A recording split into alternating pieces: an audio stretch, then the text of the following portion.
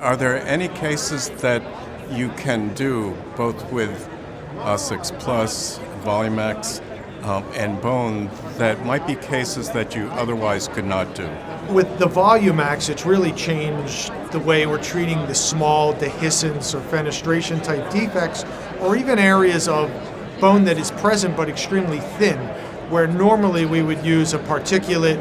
We'd be concerned about graft containment with a membrane and manipulation, where we can place the Volumax sometimes in double layers directly over exposed implant threads and predictably see that site repair itself with new bone, since the Volumax actually is a bone graft and not a membrane.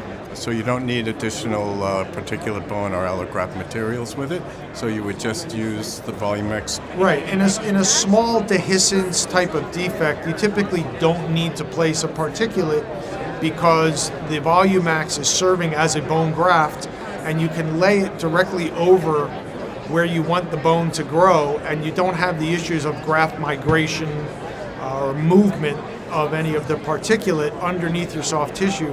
But the Volumax is very stable. I will use a punch, place it over the implant, and then gently tighten the healing abutment around it and just suture around the Volumax. And you'll see over time the soft tissue volume increases, and we're starting to see on cone beam regeneration of that lost facial plate of bone. Interesting that it always seems like we're in such a hurry. That I keep hearing people say, extraction site, you can go back in 2 months, but 4 months, is that a minimum for you? Most of the time, 4 months is my time frame. Maybe in a very narrow site, it would be less, but to be honest, in most of those sites, the implant's going in at the time of extraction. Once I think the patient is resigned that the implant is not going in at the time the tooth is coming out, whether you're waiting 8 weeks or 16 weeks, in the big picture, I don't think is really that critical or important when we have materials such as the Volumax and the OSSIX Plus that we know are going to predictably regenerate the patient's own bone and give them years of stability for both aesthetics and health of the implants. I don't see what cutting 8 weeks off the treatment time is doing in the big picture. How about in a grafted site with the OSSIX materials? Is the time to re-enter to the implant, if it's not an immediate placement, is that the same protocol, or does that change at all? Typically not. I mean, if we're going to place a material like the OSSIX Volumax over a dehiscence, but the majority of the implant is seated in native bone and we have the stability that we're looking for, it doesn't really change the loading protocols. Those loading protocols are typically 10 to 12 weeks from time of implant surgery until the restorative treatment begins. And I feel very confident that even at 3 months, when the Volumax is not in an ossified state or the bone hasn't replaced it yet, that we know over time this will happen.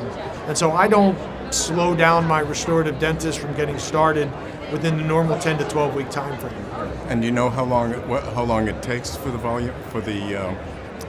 Volumax to ossify? It's about a 6-month period. We've had some radiographs or cone beams taken earlier, and we see some radio density, but at 6 months we really start to see that bone-like appearance of the hard tissue on the cross-sectional images. And we know from the Volumax animal studies that by 6 months we have bone regenerated. How about also using OSSIX bone for a conservative osteotome sinus procedure for a single or double tooth replacement? That has become one of the biggest shifts for me. Someone who performs a lot of crestal sinus lifts at time of implant placement, I feel so much more comfortable using a material like OSSIX bone, which is collagen, will not move, will not migrate. We never really know if we have any small perforations of the Schneiderian membrane, and with the particulate, it's always a concern there could be graft migration. This material, one being collagen, is hemostatic, so we don't see a lot of bleeding once the material is in place. Two, we know that that's the kind of material, normally a collagen, that we would use to repair a sinus perforation. So it's serving that purpose as well as serving as a bone graft. And now we're getting some of these initial cases brought home restoratively, and we can trace from time of surgery till time of restoration, which is typically in that 4 to 6 month period. Beautiful calcification on the radiographs, suggestion that this basically radiolucent graft is turning into the patient's bone. If you were talking to somebody who uses resorbable membranes and they'd like to try using OSSIX, is there a type of case that you would say, your first case, try this? Any case where a membrane is going to be used and it can be laid nicely over your graft, adapted under your flaps, there's not a lot of manipulation, you're not doing a lot of trimming, certainly you're not using fixation, tacks or screws, but just a nice, easy case where you're laying the membrane. For me, for almost 20 years now, OSSIX and now OSSIX Plus has been my membrane over lateral window sinus lifts.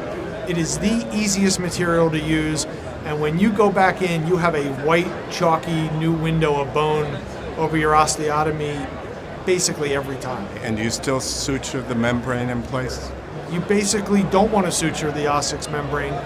What you do, and what I do, and what I know others involved in its development do, is a modified horizontal mattress suture that just will hold the membrane from migrating. But typically, once this membrane is hydrated in saline and then placed in a live field where there's blood to absorb, it doesn't do a lot of moving anyway. Obviously, it sounds like this has had an impact in your grafting procedures. I've been using OSSIX in my practice since 2002, I believe. It is my go-to membrane. It is what I would say to clinicians thinking about this who maybe were trained like myself with EPTFE, non-resorbable membranes, and still consider that, or did consider that, the gold standard.